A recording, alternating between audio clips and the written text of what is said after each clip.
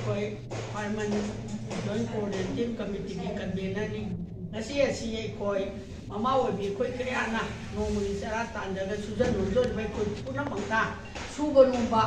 kari no khangre sedam bam khangre ai ba ki ore be situation sida ngasi di ai कोई pura ma कोई rakpa sida mama obi कोई mi amna punjan jaraga ngasi ai कोई na yes club sida ai कोई si tawjari bani maram di ngasi ma अकोई कुकी सिंगसिना लदारे अदगी सु तौनबा कुकी सिंगी सु सी अमुकना हंदक लाकदोरिबा अकोई इलेक्शन अकोई सॉरी अकोई असेंबली स्टेट्सदा अकोई तौनगरिबा सु से मसे अमुकना सु से तौबिरनु के फनबिरो अकोई ग बोयगा सु तौनबगी भेलु लेत्रे मीनिंग सु लेत्रे अर्थ सु तोत्रे अदुना अकोई स्टेट गवर्नमेंट लाकदोरिबा हंदकी फमगदोरिबा अकोई असेंबली सिदा सु से खुदक लौटोपियो है अहानबा अखोगी वारेपनी अखोई म्यामना खनबगी मतुंगिना करिगुंबा सिदा गवर्नमेंट ताबीदना हंजन हंजन अखोइबो हातना तुपतना मणिपुर तुमहन्नबा अफंगबा खुदोंथिबा कया अमा थोफावदा थांगै सेंना सुसे तौनी हाइदना इजा गवर्नमेंट इंस्ट्रक्शन मखादा ओइरो कनानो मग इंस्ट्रक्शन मखादा सुसे तौनरगदी थोखिबा जुन 18 दो अदुदगेना साथीबा अमा लाकनी हाइबसे आइना ngasi gi government da ahanbada aina masi matang thamjage maramdi ngasi mak su tongnariba singsina khulai pairaga natta ba kaya tawga icha kayam halaba su kayam halaba mama obi kayam halaba su maina mikap mira khona pik thalama tamna su gi value si karino aduna india government am di state government ai khoi gi state government ai khoi gi oiba thoiba ai khoi gi platform si da thoiba se masi mari chomna India government खंगन मांग थोई हुजी खाव खंगन बीदबरा सुले प्लेप त्रिसे करिगिनो हाइबा वांग सिबदि पाउंदै कोइ पांदै मरमदि India government सु तौनरका the काइरिबा तोइरिबा कोइदा अमा मतों हेन खल्ल कानसिना या का थोकजबसे मसिदा एकोइगी स्टेट गवर्नमेंट करिगिदमक तुमिन लैदिनोबा अदु वरगदि एकोइ ममांगदसु हाइजग्रे MLA हुकू लेबदगी तारा अमथि अखोई ओबा कुकी सिंगसिना लम तालिबा अखोई सरम चचा बजन तौरसु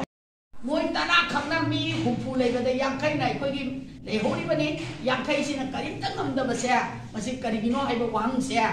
ngasi प्रजा म्याम ना हंगिंगे वाहंग जिगी पाखुमजु अखोई प्रजा म्याम ना पामे अदुना लाकदौरिबा हंदकी अखोई असेंबली सिदादे अमुक हना सुगी वारम से याररोय प्रजा ने याद्रदी अखोई ngमरोय हाइबा वारेप से लबियु प्रजा सिंसिना थांगै सेंग मणिपुर कनगदवा ख्वाइदे न फबा केंद्र की मियागी दमता मिनुंगसी लेबा इचांग हक्तने द खुबी सोइपिगी बदो मदुगी भेलु दो हंदकी असेंबली द मदुगी चप चाबा प्रजा न पाबिबा पाखुमदो नुंसीना थादगरगा लेबा ngaउ हाइबदो नहागोय सोइरुरसु हंदकी असेंबली सिदादि सोहेलरोय प्रजा गे पाबदो तौरनी हाइबा नागा लोइना न लेपियु लोइना न ngasibi इचा इचु मयाम ममा फारिबा पुल्लिबा ngasi mama ओइबि के आना तेंखा खोल तौरिबा mama ओइबि सिना मचा सिनि दमक्तने न ला इसे गवर्नमेंट फारिसे याय मरा ले मदि फाबल कनासु मरा ले बमबु कल्लु हाइरोय बा mama मोइना अदुबो ख्वाइदे न मरा ले रबा मणिपुर थुगाइगेना इचा इचु मयाम हापबा छात्री अमा मोइ मनाक संग्रगा फादर पुंदर तो कराइ लेनो सु खंद्रबा सिरगा ngasi भौबा खंद्री है बस छात्री अमगा छात्र अमगा सी भाव करीत नाचुंद्रगा अदुगा अदुबा तालौलु ओइबा अदुबा मणिपुर तुमनबा अदुबा अखोई येलोमी सिंबो हालगा तुमलनी हारिबा मियोय सिंदो मधु फारगा थौना लेना चुआचापुर मणिपुर ने मोरे मणिपुर ने चुआचापुर छे थांगै सेबा मणिपुर ने बा अदगी मोरे से थांगै सेबा मणिपुर ने बा अदगी कांगपोपी मणिपुर ने बा एकोई बाउंडरी मनुंग सिदा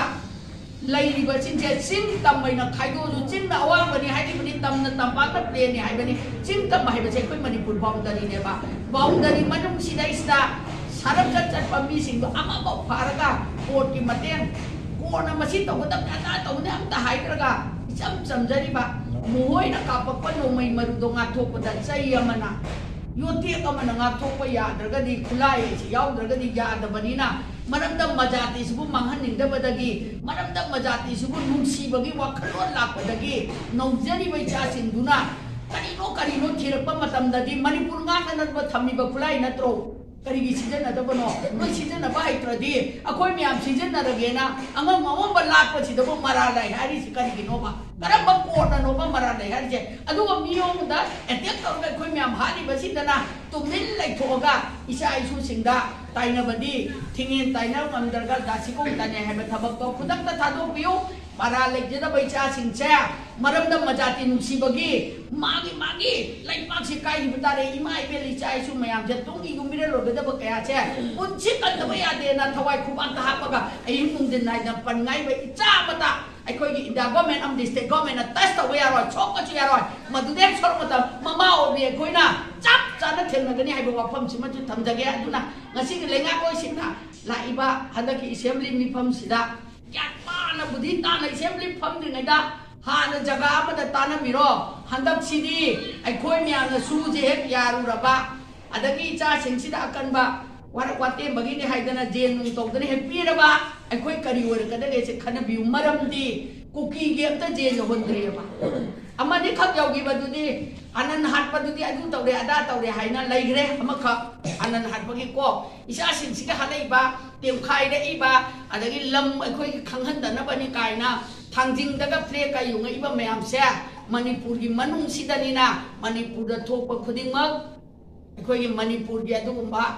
ai gi assembly member sing sina kari ba sing sina ne lenga ngakani manipur kai hel loi hana wasa ga assembly sangi bado madugi wasak tugi makada handa kisima di pajana tawbiyo aduga hakai sengna si sana sinana manipur sem ta inna chingna lemina si natragadi june 19 ne se kari dai thoki haibado amuk anan ningsang beraga ani suba june 19 do amona thon nanaba ngasi gi mla yang khai sina munna tana beraga hai ba suega da bangam le tanaraga miam prajana pami ba kholau miam na pami ba wafam kaya se in yotaraga amutang pass tawraga miam bo amutang nungai helwai ba wafam se ngasi gi media thom ta thamjage ngak serulaga sam-samna hanjarapani rai yawana maran isalaga asibu manunda thambiri che tang ni panchiga atubu matamda uthopi atubu matamda thadokpiyo haina ai haijari mayangi ima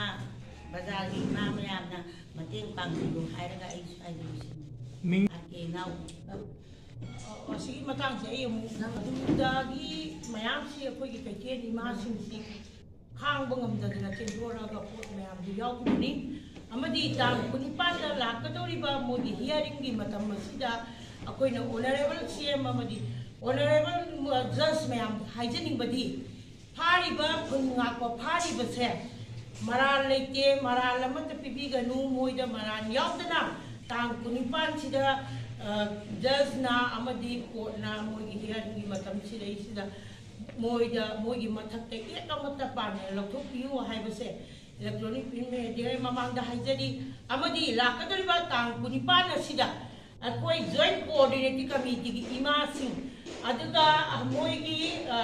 ki phariba agang sing sigi magi area gi miam punna akoi tang kunipan sida government manipur government amadi akoi gi court ki judge gi